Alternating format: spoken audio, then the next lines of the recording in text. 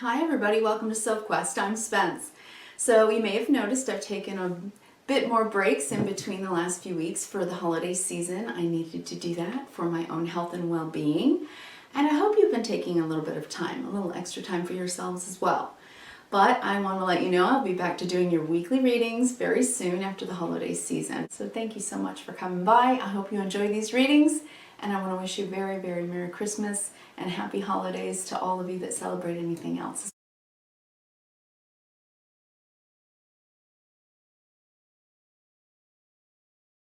Hi Sagittarius. Alright, today we're using the Enchanted Map Oracle. This is by Colette Baron Reed and the artwork is by Jenna Della Gratalia. And we're going to use the Light Seers Tarot by Chris Ann. Both beautiful decks. I'm going to pull one of the Enchanted Map Oracle, shuffle it and pull one for you while I'm talking to you a little bit. And I'm going to read from the book today. That's from that message for you. It's sort of an overarching message for what's going on in the outer world, if you will, for you. And then I'm going to pull 9 cards and 3 from under the bottom of the deck. That gives me an indication of the internal, what's going on inside, the subconscious that is maybe trying to be worked through in the 9 card spread, okay? That's my process. All right, I'm going to read horizontally, vertically, and big picture for all of it. And talk to you a little bit about what's going on with the stars and planets.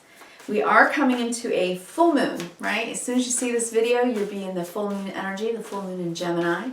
We're still in your season, Sag, so happy birthday to any of you who are in the last few days of the last decan of Sagittarius. Happy birthday. Hope you had a good Sagittarian solar return. So it's a big time. The full moon is in your opposite axis sign, Gemini, which would be, I guess, your 7th house, partnerships. And this is very much a time where we are reviewing love and the things that we value with Venus, because Venus is stopping in the sky, stationing and being very still at the full moon. Very powerful energy before it retrogrades. And it's going to be in retrograde from November 19th through the 29th of January, and then the post-shadow period a little bit into February and such. So a review time of everything that we value, because Venus is all about the things in our lives that give us pleasure and happiness. There's your card.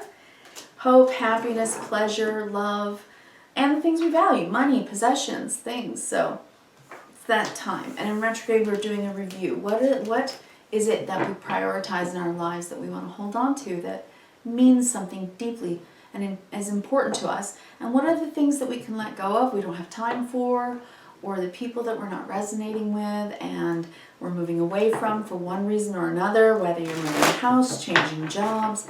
We've all been going through massive changes this year in 2021. I've called it the year of growing pains, most assuredly.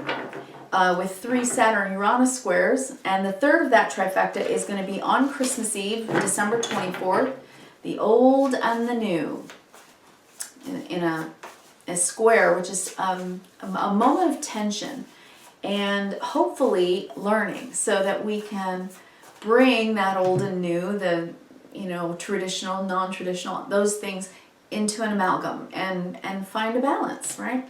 We're all learning how to do that in every way across the board, right? Finances, at work, corporations, banking, economy, schooling, right? How we shop, all of those kinds of things are rapidly evolving into something new, and we're having to adjust. So it's just that time. And Sagittarius, you've been feeling it very deeply as well, because we've had the nodes in Gemini, Sagittarius, the North Node in Gemini and the South Node in Sagittarius for the last 18 months or so. And those nodes are going to be changing into the Taurus-Scorpio axis in January. So all the lessons you've been learning and realizing and coming to awareness about for the past 18 months or so, well, they're sort of finalizing with this full moon and the end of your season. On the 21st, we're going to move into Capricorn season, and then, I'm sure it will be a time of great reflection for you, for everything that you've been going through and the changes that you've wanted to make. And then as Venus retrogrades, that period of review is going to take some time while you slowly but surely decide what stays, what goes, how to embrace the new, and how to mourn the past if I need to and let go of it, that kind of stuff. All of that's been happening and will be happening. All right, I'm laying out your 9 cards now. We have the 2 of Wands, the 9 of Pentacles, and the 8 of Cups. I'm going to show you every single one of these cards. The artwork is gorgeous. We're going to read horizontally, vertically, big picture, okay? 8 of Pentacles, 9 of Wands, Page of Wands. Well, I'm definitely seeing your energy here. The wand energy is the energy of fire. All right, 10 of Swords, strength, very good. You're strong and brave and able to change. And the 6 of Wands, and I think you're beginning to really get excited and embrace the changes, even though things that have ended may be difficult to let go of. I mean, we're all doing that, but I think it's been something there's a sticking point here for you. I think you've been evaluating your relationships, your friendships, and asking yourself, what's good for me? What's good for my life? And what isn't? What feels like friendship and what doesn't? What feels like having emotional support and camaraderie and what doesn't? And I think you're being guided. I think you're being guided every single step of the way. On the bottom of the deck, I'm looking at the 7 of Pentacles. And all the 7s in the tarot are about stopping and assessing and making a change. What to do next, right? I gotta reevaluate some things. And most especially the 7 of Pentacles. It's when we've looked at all the work that we've put in and the investment of time, of energy, sometimes of money, sometimes years, okay? Years and years of investment. But something has soured a relationship, potentially in a friendship. And the reason I'm saying that is because I'm looking at the 3 of Cups here, and this is usually for me friendship, but it can be just in conjunction with any other people in your life, okay? So this could mean anyone in your life that's become either just an unhealthy relationship in some way, whether it's become a little bit codependent or toxic one way or another. I don't like using that word, but there are relationships that are toxic, so I'm not gonna avoid that. I'm just saying sometimes the Devil card means that there are just people that are very tempting in our lives, things that we covet, things that we desire and that we want, that in the end pretty much makes us feel very guilty. And our conscience tells us, that's probably not good for me. That's probably not a good choice, right? That would be, to more of the positive, it just can be a temptation. So maybe, you're considering something that is either tempting you or something that is just not very good for you when it comes to a relationship with someone, okay? That's what I'm seeing under the deck. Internally, that you're working on subconsciously. Who's good for me in my life and who's not? I've invested time and energy with this person, probably years, or people, and it could be a group of people at work, and you could just be wanting to change something up. So let's look at Compass, okay? This card Compass today, and see what we're talking about. The overreaching energy here is number 50 in the book. I love Colette Baron Reid's writing, and I want to honor it right now. Okay, Compass. As long as you orient your compass to true north, the direction of your higher power, you will never be lost. You are entering uncharted territories right now, and you can expect wonderful new experiences. To stay on the highest path of your destiny, you'll need to keep your compass pointed to true north. Only spirit, or higher power, can serve this function. Money, property, prestige, romance, other material achievements, they can't help you find your true path. It's all the Venus stuff that we like, right? Kind of like the trappings in some ways of society. Not the love part, love is not, but the trappings otherwise, right? Money, possessions, things like that can be the trappings. So anyway, it says all these things, money, property, prestige, Other material achievements can't help you find your true path. They are simply things that you may experience along the journey that we all enjoy, right? Know that spirit is working in your life. So even if you feel lost temporarily, it will be easy to find your way through. Have faith and trust, for your compass with spirit as true north will ensure that you'll never be lost, even on a starless night when all seems dark. So whatever your higher power is, it's saying to stay connected. That it's incredibly important for you to stay connected because you are being guided. And Sagittarius, all year, all of my readings, I've been seeing that for you, that you truly are on mission, that you have a quest to do something in your life that you feel very strongly about, which makes very major sense to me. It makes sense to me because of where the nodes of the moon have been. Now they're changing, which is why I think you're going to be getting this huge aha moment in your life about relationships. Okay, now let me just take this in for a second. If you would, just take 3 deep cleansing breaths right now. Get some oxygen in your brain.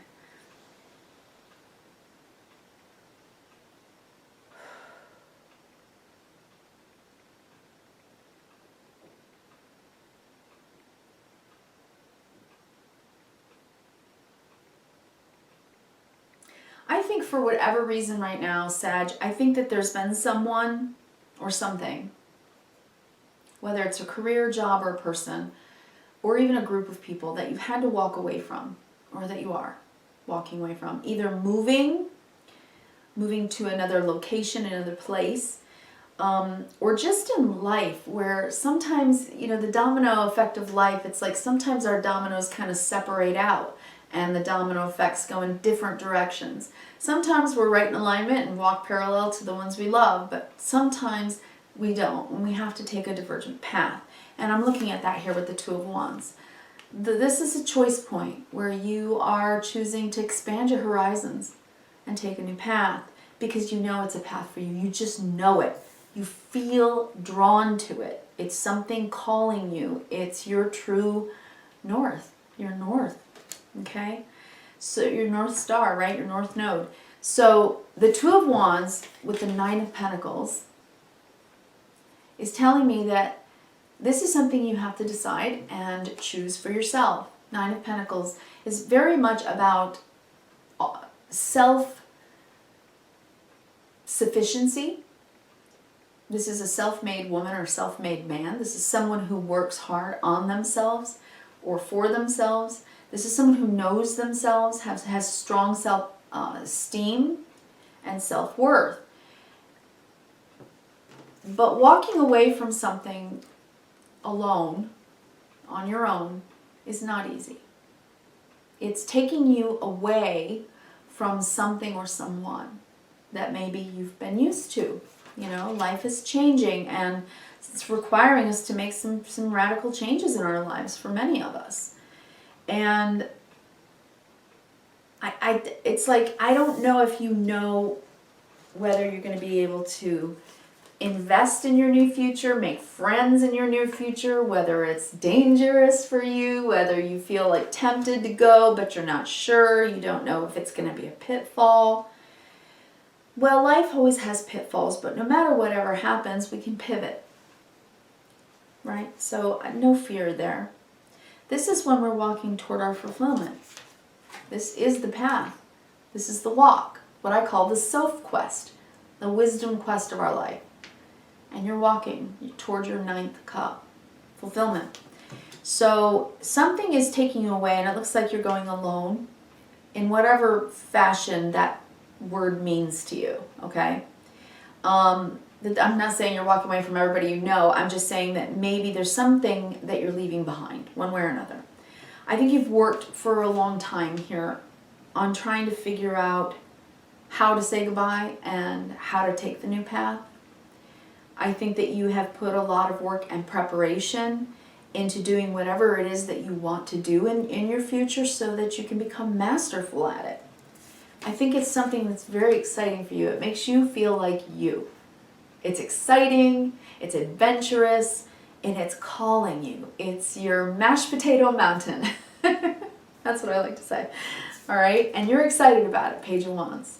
And you're probably going to be getting some news about it very soon. Now, obviously, this could be a very exciting new job where you have to kind of just, you know, they call you up after Christmas and say, are you ready to start on January 2nd or 3rd or whatever the date is? And you're going to be like, what? You may have to go quickly is my point with these two fire cards. You know, this is very quick movement, Knight of Wands, and going towards something that you want and desire with your free will. And this is the Page of Wands, announcing it, being excited about it. It's the spark, it's the initiation, it's jumping forward. So if this is a new job, it looks very exciting, and it may be.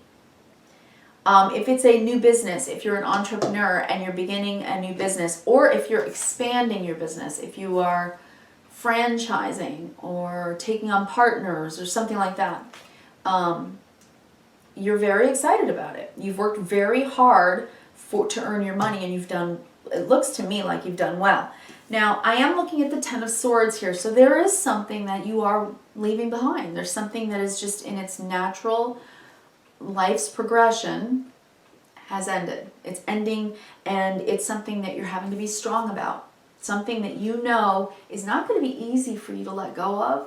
It's something you valued. It's something you're used to thinking about and talking about and being a part of. But the Ten of Swords means that over time, little by little by little, you've come to a new conclusion that, as hard as it is, you know this is the right choice for you, Six of Wands, because you're going to be very successful. It's calling you. And even though whatever this is that you're leaving behind, it's like a change of mindset. You realize, well, life is still an adventure, you know? It's like just when we get to a point where we, you know, where we've gotten there, we forget that life is only exciting if we continue on a new journey, and so that we can experience the getting there part, right? It's not in the destination, it's in the journey. So if you have accomplished a lot and you've reached this destination in your life where, you know, you're strong and secure and you know you and you've done well, people might say, well, why are you making any change? Because you want to continue growing. And, you know, there's a call to experience new things, to have some fun, to let all the work that you've put in, all the assessment that you're doing, about all your fears, about going forward with it, maybe new relationships, new people, or just having fun, whatever it is that's calling you, you've thought long and hard, you've planned it long enough. You're worried that there may be pitfalls, or that you're being led astray by people maybe that you don't know, because you know you've had friends for 20 years, so making new friends, going to a new company, trying something new feels, you know, a little scary. But look at you. You know, you're looking out on the horizon and asking, well, I don't know, maybe I'm more excited than I am afraid. That's what I'm saying, right? Because I know what I can do. I know what I can do. I'm proficient at it. I just have to let go of the things that aren't working in my life anymore. The lessons I've already learned, the things I already know. I'm ready to go out on a new path, do what I do best, know how to do, be me, do me, while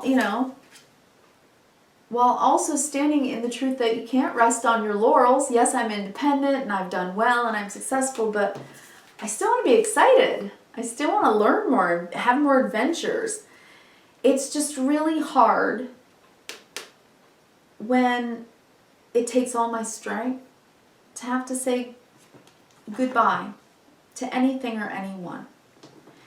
Because saying goodbye to anything or anyone in our lives is hard. And even though, you know, when we're walking away and we know that it's exciting and we know that it's going to bring success to us and that we're going to be seen and heard for what we do well, this part is hard. The Ten of Swords, coming to the final decision. At the 10, swords is our thinking. At the 10, we know that we know. It's not an easy decision, but there's no other choice. It's an inevitable decision. And it takes great guts, real bravery, to go out into the open expanse, the unknown, and follow our true north and have faith that we're being guided to do so. So whatever this is about for you, there are so many, there's major arcana on this table.